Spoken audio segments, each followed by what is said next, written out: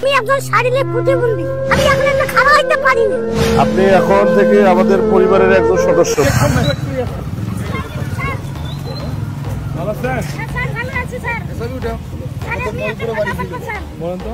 আমার ঘরে এখানে স্যার আমি বহু বছর হল ঘরটা কিনে নেওয়ার স্যার, দুনিয়া পাতা পাত ভাঙিয়ে গেছে, এরকম ক্যামেরা আছে স্যার, তখন ঘুমকে আছে স্যার, আমি খুব কান্দি কালকে আপনার ঘুমকে আছে স্যার। এই ঘরটা উঠিয়ে মানে কাল কাঠ বাইরে কিনতে প্রায় 40,000 টাকার মতো লাগবে স্যার। আমি এটা প্রতিবন্ধী স্যার। কালকে কোথায় পাওয়া যাবে আপনার বাসা? আপনার আমরা জানেন কালকে একবার বিকেলে আসবো, ঠিক আছে? দুপুরের পর কালকে এখানে আসবো, কালকে দুপুরের পর আসবো, আপনি ওখানে থাকবেন। মাসুদ জানিস? ওনার বাড়ি যাবো, দেখ কি কি দেওয়া আমার মাসুদের, ঠিক আছে? ঠিক আছে।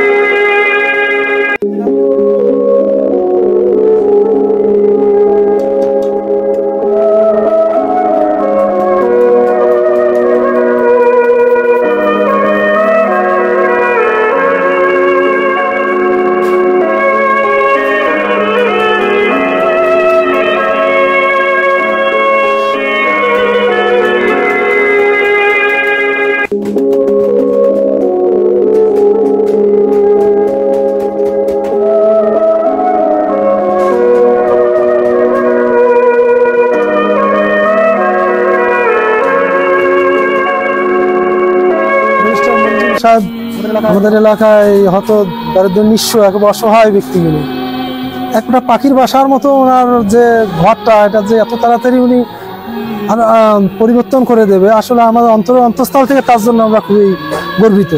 মঞ্জুম ভাইকে এজন্য ধন্যবাদ আরও জানাচ্ছি যে উনি ওনার নিজের অর্থায়নে এরকম একটা মানবিক কাজ করার জন্য।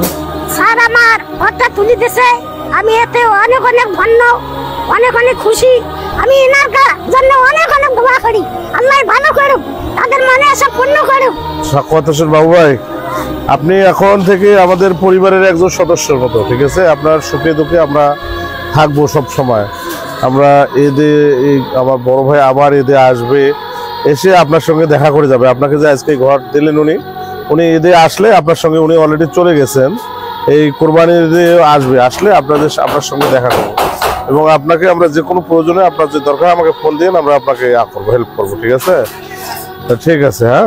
আপনি বড় ভাইয়ের জন্য দোয়া করেন, বেশটা মজা।